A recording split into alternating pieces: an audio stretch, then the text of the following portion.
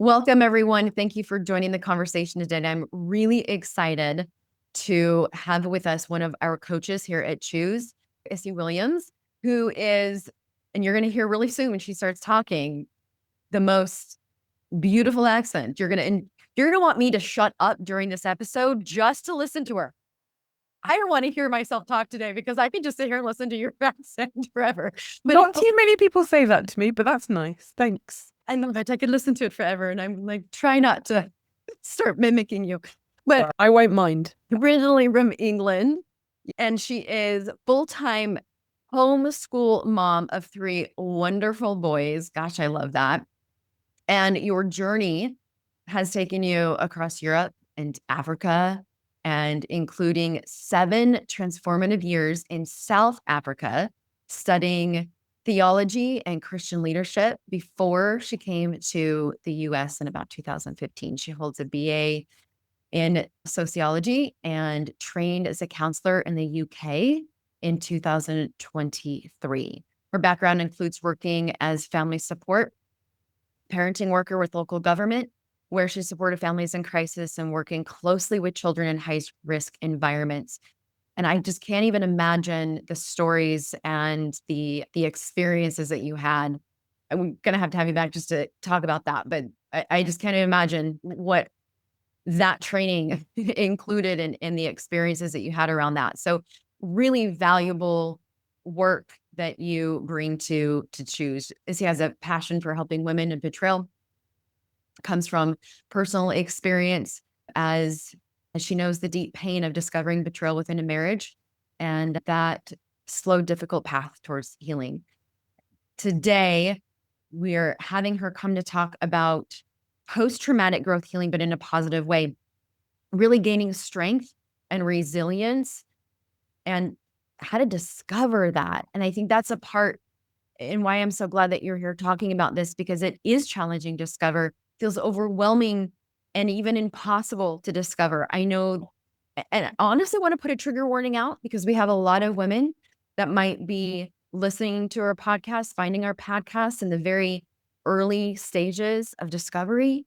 And so thinking about how to make meaning goes along with the 6th stage of grief, like finding meaning, like David Kessler wrote about how to make meaning, how to find purpose, how to find resilience as a byproduct of this kind of trauma can often feel very overwhelming. So as Alana and I are always saying, if this episode feels too triggering, too soon, not helpful, you are always welcome to come back and listen another time.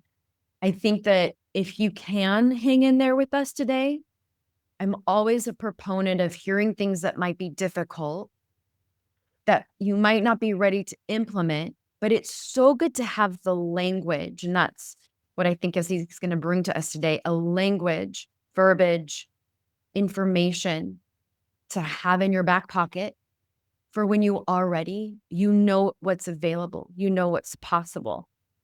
I feel, tell me if you agree with this, but I feel like even just knowing that you can rise above, that you can find strength, can give you hope through this hell, even if you're not ready to implement the tools that we're talking about today. I think there is some value, don't you, in knowing that maybe I can get through this. Yeah, I love the way you say that, Amie. Yeah, no, there definitely is value. And I think we have to focus on that at certain junctures. Otherwise, it's a dark, long, depressing, frightening journey. And I don't like this idea, Amie, of in any way minimizing trauma, minimizing pain, the suggestion in any way that betrayal is a good thing or that trauma is a good thing. I don't believe we were designed spiritually, emotionally to experience betrayal. So I think it's utterly crushing and shattering. But what I've found and am finding through moving through the stages of trauma, the phases of trauma, that I'm now in, I wouldn't say a wonderful place again, because that might give you the impression that it's sunshine and rainbows over here. Right. But in an incredible place where I'm discovering myself again. I'm discovering parts of me that I lost. And I think it's really important for ladies to hear that you can find those lost pieces when Yeah. the world is shattered and you feel lost and you discover, where have I been? I've been lost. It's really important to know that you can find those pieces again. So I'm in this incredible place of finding that again. And there's a new strength and a new resilience that I've discovered in myself, in my abilities to get through this with grace Yeah. and intention. You mentioned the journey through trauma. What would you say to the listeners that are like, okay, well, is there a right time to start down that path, to start discovering, to start finding maybe more of the meaning? Because everyone's looking for a time frame, right? So what would you say to that? Yeah, I think that's a really good question, Amy. I think the only way I can speak to that really is to say no, if that's the right answer.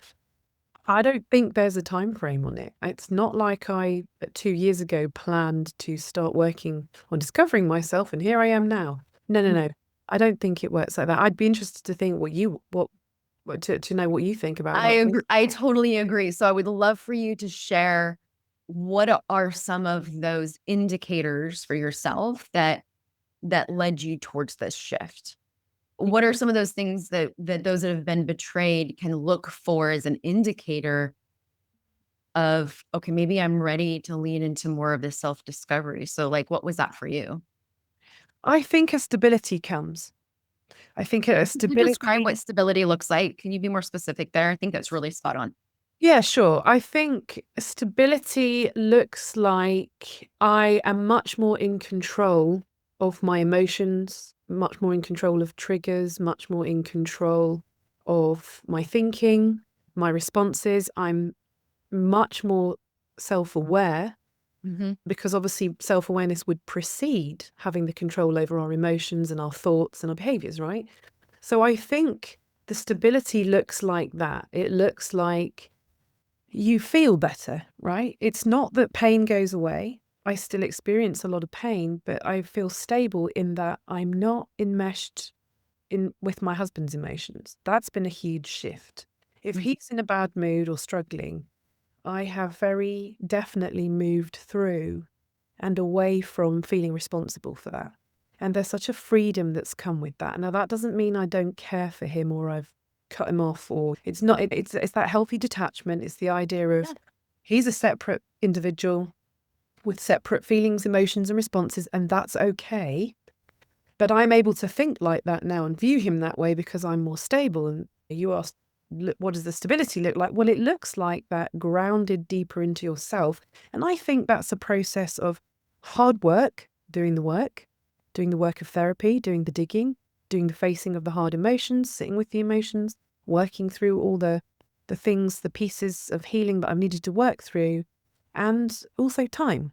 Those two forces together, coupled together, are very powerful, aren't they? Very, very cool. I mean, you're describing that cultivating of secure attachment within yourself. Yes. Yeah. I use the visual of the control bubble when you're describing that. It's that visual of your learning that what you can control is your thoughts, feelings, and actions, and focusing your energy on what's in that bubble of yours, and noticing that he has his own control bubble and he's got to take control over that, but we're not getting in each other's bubbles anymore. And so when partners, as we're still, those of you that are still working through the relationship, if you're recognizing your partner is dysregulated, you have practiced enough tools, used enough tools to be able to remain noticing their dysregulation and not making it mean something about you, and then Mm. throwing you off of your game. And that's what I'm hearing you say. When what comes to mind too is stability, is that we're not crumbling to the floor. We're not falling to pieces. It doesn't mean pain free. It means we are acknowledging the pain Yes. without making it mean we're not enough or we're not of worth or value. I really think that's super important foundation to build off of in this meaning making stage. Yeah. No, that's brilliant. I love the way you put that, Amie. And I think it's, again, for the ladies listening, it's okay to crumble, isn't it, and fall to the floor. That is part of a necessary part of the healing process. I've been there many times. Yeah. But it's the destruction of sense of self when I say crumbling. So I'm glad for that clarification. Like it's, I am nothing. I am not enough. Right. When we make that deep meaning of self, the crumbling our worth, you've got to be able to hold on to that and still fall apart. Like you absolutely can fall apart. But when you start attacking your self-worth and making you nothing, that's the problem. Yeah. That's the problem. Yeah, absolutely. Because their actions do not have any meaning of your inherent intrinsic sense of self and worth. Yeah. 100%. And it takes time, doesn't it, to journey through that piece of that restoration of that piece of your identity. And it's so crucial. More than I wanted, I'll admit. It took way more time than I wanted it to take. I wanted that part to go so much faster. Yeah. Yeah. Well, I reckon who that's been betrayed would not pass through that juncture, who would not feel that. We all want to hurry up and go away. But I definitely think it's key. What you say is key to building the self back up and learning to preserve your core so that you don't, like you say, you're not completely shattered. And in the pain, you learn to be okay with the pain. You discover, well, the pain won't destroy me. I mean, it hasn't destroyed me, even though it feels like it's destroying you. I think. Can you talk more about that? Because I know that blew my head apart. Like when I was in that deep pain and trying to make sense of it and not wanting to feel it and truly feeling like it was going to absolutely destroy me. I remember hearing my therapist say, like, learning to be okay in the pain. I wanted to smack him. So can we slow that down? And I would love to hear thoughts around what that actually looks like to be okay with the pain, in the pain. Yeah. Again, another good question, a good thought. I think the nature of the pain of betrayal is so deep, isn't it? It's so all-consuming, and pain inspires fear, and we naturally want to avoid pain, and it's frightening. It's an inherent inbuilt response, and that's actually a really good thing. Yeah, pain or information, right? But the emotional pain of that betrayal is overwhelming, undoubtedly. And I think sitting in the pain, I can just remember lots. I mean, gosh, I say lots of nights, but it wasn't just nights, it was days too, of just intense emotional pain and not just the memories, but the experience of being in emotional pain. It's like 1,000 daggers driven into your chest repeatedly over and over. I mean, many women would describe it in different ways, wouldn't they? You just don't see, it's literally like that. You just don't see any physical wounding, but it's legitimate emotional wounding. So sitting with the pain is allowing yourself to not run from it and to feel it and to face the fear that you feel of experiencing this pain, and then discovering in that place, but I'm not being destroyed by this. It feels destructive and it feels overwhelming, but actually something is happening through me sitting in the pain. Something is changing, something is growing. And I'm not saying you sit there in emotional pain when you found out a terrible acting out behavior from your husband or your partner. I'm not saying you sit there and think that consciously, but I think just the fact that you're thrown into that place, that you're not able to avoid this deep, deep pain, you sit in it and you go through it.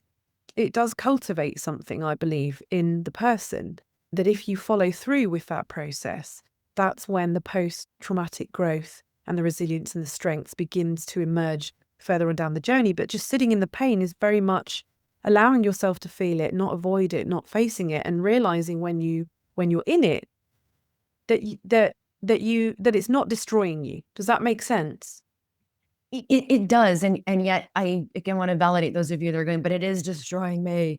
And why I think I put a trigger warning at the beginning of this episode. This is what you are saying is 100% spot on. And at some point, thinking this way is what helps you move through.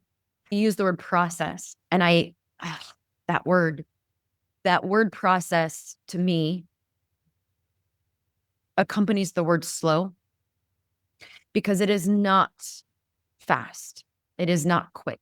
It is not a quick fix. And so when you say sitting with it, in it, being with yourself through it, it is a process. You said something too that I think is key. There's a difference that I notice for myself, but also with a lot of my clients, where that little shift you can make as you're sitting through the pain, with the pain, acknowledging it.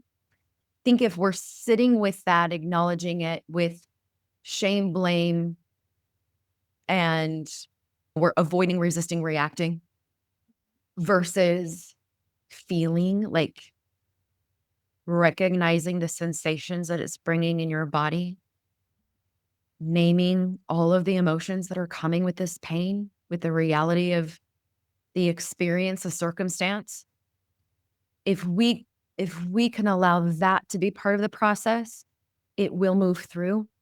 Where I think we get stuck and lost and held hostage to the pain is if we are inviting in the self-blame, shame, avoiding the sensations, avoiding the feelings, avoiding the process. So there's a real, that word process means a lot to me. And again, those of you that are listening, this means one step at a time. Yeah. And if part of that step is being very uncomfortable with even this idea that we're talking about today, letting that sit. Why is this so uncomfortable? Why is a part of me resisting hearing sit in the pain? Because we need to see what that is too. Yeah. It's because it's just the very thing you don't want to do. You want the pain to go away. And I've been there for a long, long time, and I still go there, still visit that place of pain. It's just a lot less scary on the other side. And again, it's not diminishing the experience. If you're in that first phase or second phase of trauma, you cannot diminish. Like you say, I feel this pain is crushing me and destroying me, and that's legitimate. And it is so destructive, and the feeling of it is deeply destructive to your self-worth and your identity. It's just good to know that coming out the other side, you see things that you didn't see when you were in the dark, right? Like when the light goes on. And I love what you say about the process, Amie, because unfortunately, recovery from betrayal is a marathon, not a sprint. And that's exactly how you have to treat yourself. It's like, whether I like it or not. And it's not fair. There's nothing fair about betrayal. And there's no way around that. That's what I've learned is to... There's no freaking way around it. And you might run through 50 pairs of tennis shoes because you keep wearing them out. And it's so frustrating to have to go back to the dang store and buy another pair of tennis shoes because you've worn them out. And yet that weird analogy, it just, I think the fact that you go to the store and buy a new pair of tennis shoes, like, let that be an indicator that you're doing the work, that you're still moving forward, that's the effort that you can be proud of, that you're still trying to put in and invest in your work. I had a client just this morning. I hear this all the time, but she was just saying this morning, like, I'm so mad that I am now left doing all of this work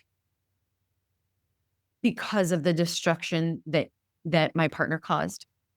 And I also want to validate that. Like, I don't want to have to go to the store and spend more money on another pair of tennis shoes.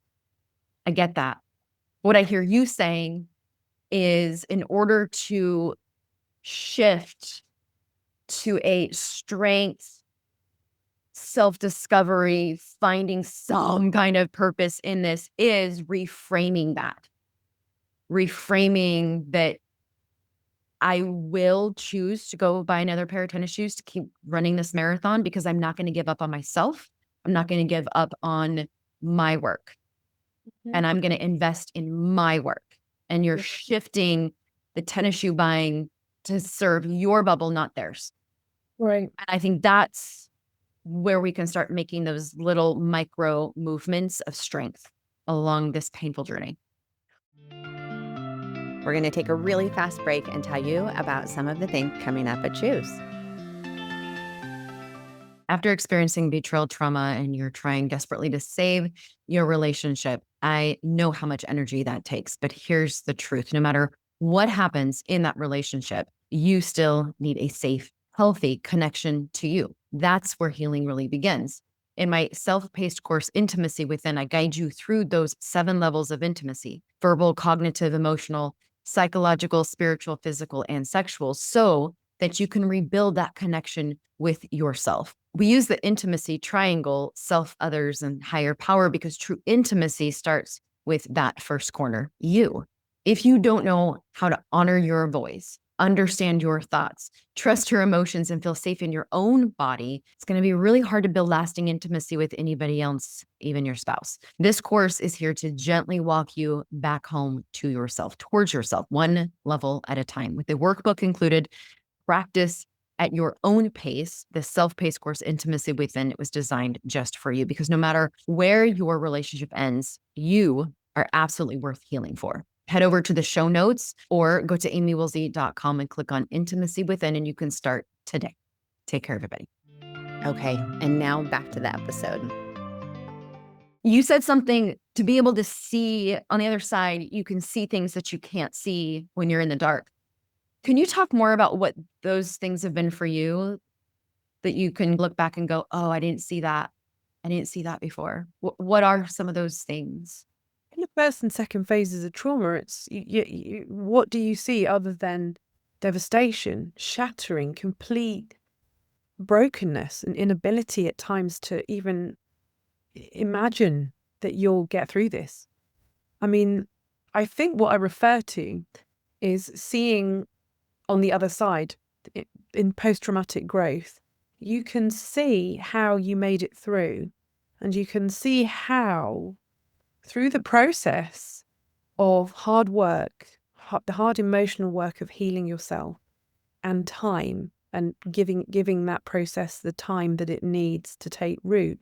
Through that, you can come to a place where you see new strengths about yourself and parts of yourself that you'd forgotten or lost. And I think that's what you begin to see when you come out into the light that you didn't see back in the dark. Some of my clients say, I'm sure you've heard this, Amie, will say that they just can't see a future, or they just can't, they just don't see a way out of this. And I think that's very normal, given the confusion, the complete distortion and breaking down of your reality, the emotional ambivalence that you experience through the shattering of the bond. And I think they don't see a future up ahead or a light up ahead. And so I think that's what I speak to when I say that, is that when you get through those difficult pieces of healing from trauma, you see a new strength, you see hope, you see possibilities, you see, oh, well, I actually am not completely tied to my partner, and I'm not completely afraid that he's going to act out again, or I'm not spending all my time worrying about what he's doing or what he's thinking. Or it's almost like you release the control, you feel happier and healthier. And that sounds crazy to say that when you're in the thick of the first phases of trauma. Yeah, it sounds scary as hell. Yeah. And I mean, I've had repeated discoveries over a 22-year marriage. My post-traumatic, or rather, sorry, my trauma, if you like, has been compounded. So I've had complex post-traumatic stress. So I know very well how deep and dark and horrific just the mess of your head and how that trauma gets. And I think when you come out through to a new plateau, you feel different. And I think it's good for ladies to know that if we share with them, hey, there's light and life up ahead. Mm-hmm. You can keep going. I know it's messy. I know it's dark. I know it's heavy. And I know it's unfair. But there's really a light through the other side. And that light that I'm speaking of is a different you. Lots of clients also say, I lost myself. I don't know. I had ladies say, I just completely lost myself. And then I woke up. And the crazy thing is, you only knew you were asleep if you woke up, right? Because when you wake up, you think, oh, I've been asleep. I must have been asleep. I just woke up. So it's like an awakening in a sense. It is. And you say light, dark. It, again, very metaphorically similar to that too. You don't know what that light looks like until you flip the switch on. If dark is all you've been consumed by, it is interesting, this idea of light and dark. It's, I love what you're saying. And I want to, I feel like for me, I'll just speak for myself. I feel like for me, one of the things that was very helpful in my journey is to, because I can relate to that. I feel like I lost myself. I feel like I didn't know who the crap I was anymore. That sense of self, like intrinsically, oh my gosh, like deeply, deeply wounded, lost. But I had a therapist one time tell me that light that you say you lost is still there. It's just been covered up. It's been covered up by abuse. It's been covered up by limiting beliefs. It's been covered up by attachment wounds.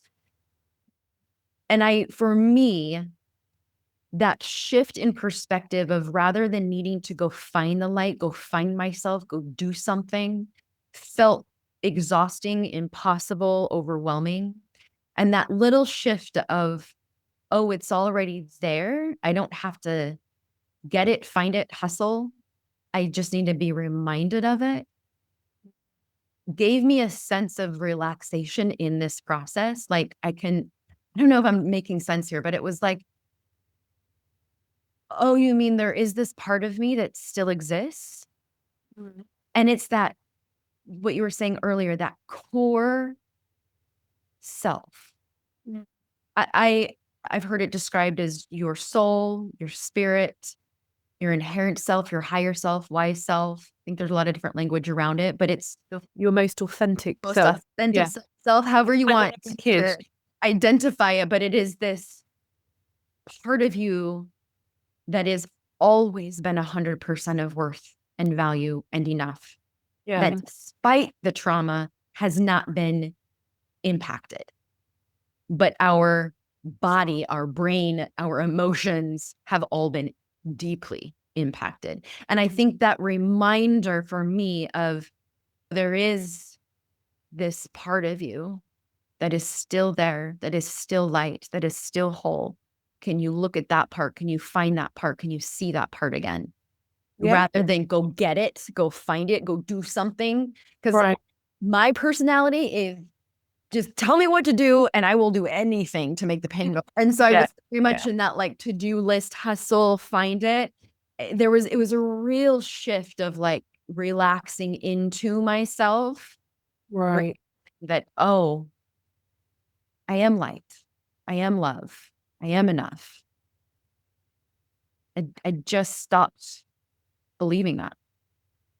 Yeah. I mean, what I'm hearing in that is like, rather than making it happen or trying to get that for yourself, letting it come naturally and realizing, well, hey, there's a little piece of me that I never lost. And I think as well, I wonder, not to go on a rabbit trail, Amie, but I wonder if in betrayal and in losing yourself in a marriage, because often with, as we know, addiction or problematic sexual behavior, many, many times that existed long before it was discovered in the marriage. Yep. Which again is evidence that it's nothing to do with the partner being good enough, not good enough, didn't do this, did do that. Whatever they did or didn't do or were or weren't is actually irrelevant in that respect. But again, another piece of work that the betrayed partner has to do to work through to come to a place of realizing, oh, it actually was nothing to do with me. That's that when the healthy detachment comes, but that takes time, doesn't it? It doesn't happen quickly. But I think as well, surviving in a marriage, you become like, there's a very American expression, to hustle and to make it happen. But what I'm hearing in that is like taking care of myself. I need to take care of me. I need to work hard to do this and to make this happen. And there's obviously negative and positive in that. But I think that versus I'm going to do the work, I'm going to trust the process. And then naturally what emerges out of that is this very idea that we're speaking to of a byproduct. Something unexpected comes out of crisis and terrible trauma. In actual fact, I think the word crisis, it just literally came to me. I think it means in is it Japanese? Is it opportunity? I could be wrong about that. I could be wrong about the language, but it definitely means something to do with an opportunity. And again, we're not minimizing, we're not dishonoring the trauma and the phases of trauma. It's not, you can't say to a traumatized partner, can you, hey, it's sunshine and rainbows up here. Just keep going. It's honoring the place that you're in, honoring yourself and saying, right now, I feel crushed, I feel destroyed. And it's honoring that place and saying, yeah, that's where you are right now. And you can't be anywhere else other than that. But you can trust and hear the voice that says, hey, there's a journey you're on. You're not alone. That's why you need the good support, right? That I had an amazing coach for 2 years. I've got an amazing therapist that I've been with for 3 years, and I couldn't have made it through without that. So yeah, I love that idea of the retention of that little piece of self. When you're lost, you don't know how to find yourself, but through commitment to the process and the journey and your own healing and not giving up on yourself, you can definitely come to that place where you realize, hey, there are little parts of me that I'm finding. Again, I love There's so much loss in this. And we going through, when I do disclosures and they write their impact letter and they're acknowledging the loss and they're sharing their loss and their story, one of the things that's part of that process is I have my clients start to identify what they haven't lost. So it's falling in that same idea of so good. Yeah, they're acknowledging the loss, but also holding on to what hasn't been lost. And those are yours, like your abilities, talents, gifts, things that you still own and have. Yeah. We believe that everything, and I get it. I believed it. Like everything was gone. But that I don't think contributes to getting yourself back, which is what you're talking about, finding that resilience. So holding on and reminding yourself of those things that you do have. For example, the ability to love. I mean, so many of my clients, I sit there and I just am in awe at their incredible ability to love over and through and all the in-betweens. And sometimes that is a part that is questioned, doubted, even shamed. Like, why did I? Maybe I shouldn't. But it's an incredible ability to love. So holding on to that ability for you and building upon that can add to this resilience. Will you, as we wrap up, would you mind sharing just some of I would love to hear some of these strengths and abilities, newfound sense of self that has been part of your post-traumatic growth and strength discovery work? Yeah, thanks, Amie. Because otherwise that could sound like pie in the sky, couldn't it? With this newfound strength.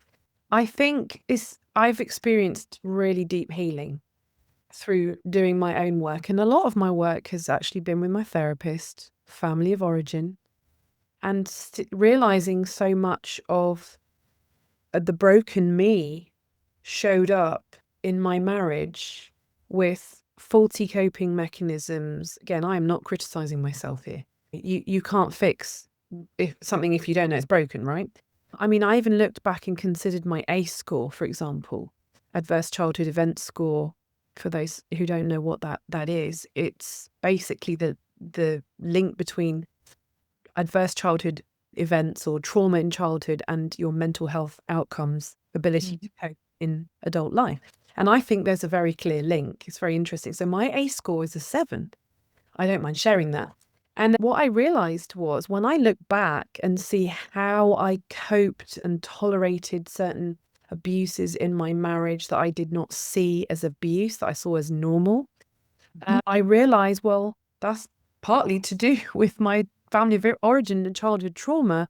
Yeah. Where Isy showed up in a way that she was just trying to survive and cope with this stressful situation. But those coping mechanisms were broken and didn't serve me. So I've done so much healing, and I've discovered that I'm a better and stronger me because I've done some work and digging and faced and realized that the way I've dealt with certain behaviors, like tolerating bad behaviors, not having any boundaries, not realizing my self-worth, undervaluing myself, minimizing my own feelings, that's the piece, Amie, where I've grown and discovered those strengths and the emergence of, I don't like to say I don't like that to sound tacky. Do you know what I'm saying? Like, I've just become healthy and more whole and more healed.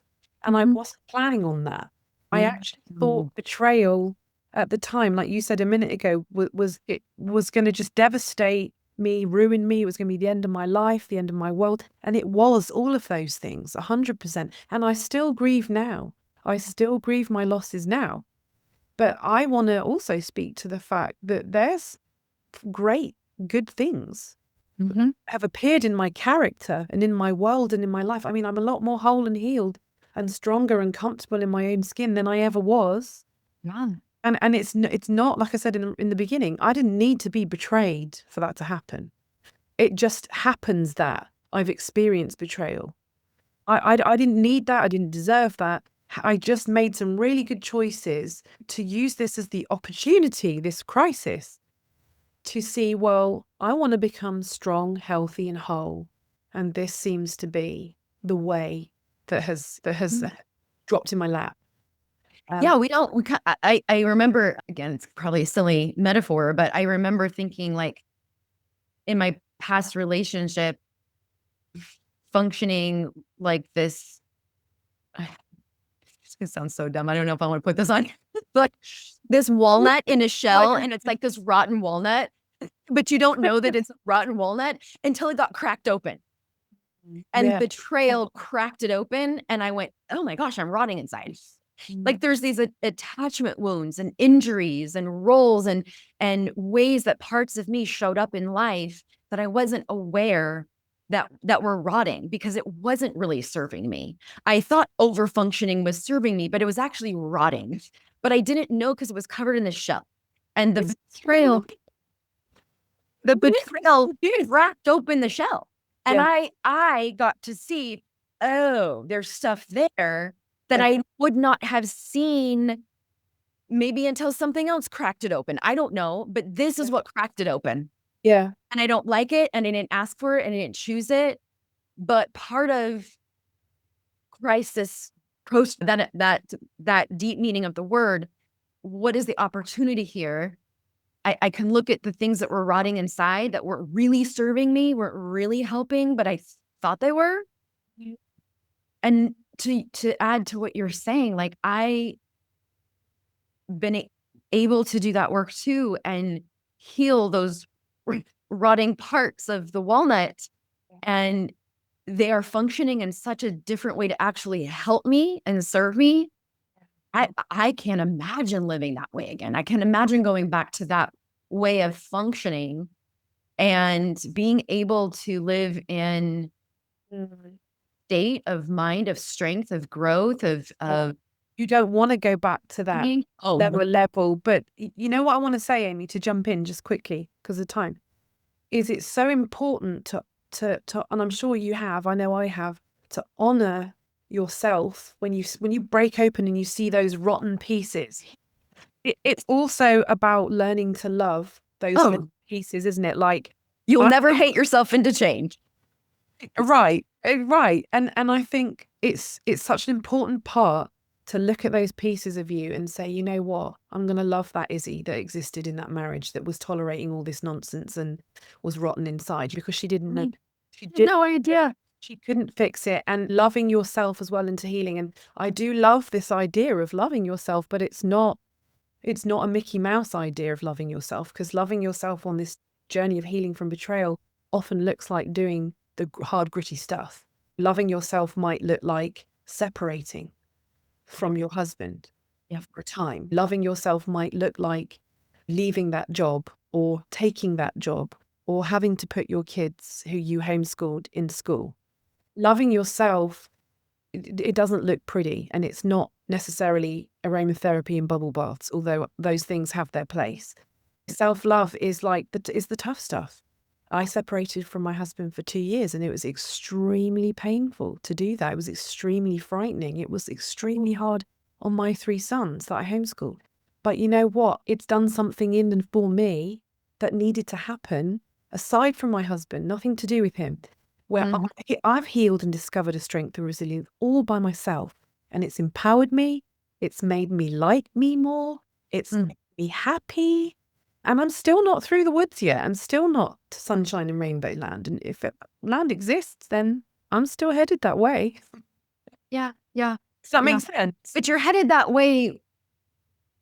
I just, like, as you described that, like, you're headed that way, but I feel there's this sense of walking taller with shoulders back and a little bit more of those 8 C's of the higher self: courage and compassion and connectedness, right? All of those sense of self characteristics that you're sharing, that you've acquired to help as you keep walking forward. And any last thoughts or words before we wrap up today around this idea?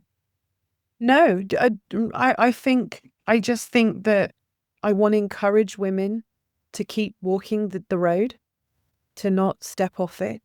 I know it's hard. I know it's painful. I know there's no words really to explain what you've lost and what you feel. Only a betrayed woman knows. That's what I said. That's what I tend to think. So I just think, don't give up on yourself. Keep walking the road, and there's going to come a time where you'll get through this and things will look different. Thank you. I completely agree with everything you're saying and validate it, and have experienced it. And I love your message. I think it's so important. Again, those of you that might feel like this is just a lot, I hope you can keep it in your pocket and know that it's available. It's there to hold on to that sense of hope that you can get through this. So thank you for that powerful message. We can focus and talk so much on the impact, but I think this message needs to be shared, if not even more. So thank you for taking time to come and share that with our listeners. And if you want to learn more about Isy, you can check her out. We'll put the link to her bio in the show notes on her website, chooserecoveryservices.com. Thank you again for joining. Hey friends, it's Hallie Roderick here, and I wanted to personally invite you to an incredible opportunity coming up this summer. From July 8th to 11th, Luke Gordon and I will be co-facilitating a Help Her Heal intensive for men in Spanish Fork, Utah. And if you're a man who's serious about rebuilding trust, creating emotional safety, and doing the deep work of repair after betrayal, this space is created specifically for you. This 4-day intensive is not a lecture series. It's a deeply experiential process designed to help you feel the shift, not just understand it intellectually. Together, we'll explore powerful tools and practices to help you develop real empathy, shame resiliency, and a clear understanding of betrayal trauma, so you can begin to show up as a safe, trustworthy partner again. You'll also have the opportunity to connect with other men who are on the same path, men also committed to growth, their integrity, doing the hard work, and the beautiful work of relationship repair. So whether you're just beginning this process or you're well on your way, this intensive can be a powerful next step in your journey towards healing. So if you're ready to move forward, we'd love to have you join us. So to learn more or to reserve your spot, check out the show notes where you'll find a link to reach out to our office. So let's do this work together. Hope to see you in Utah.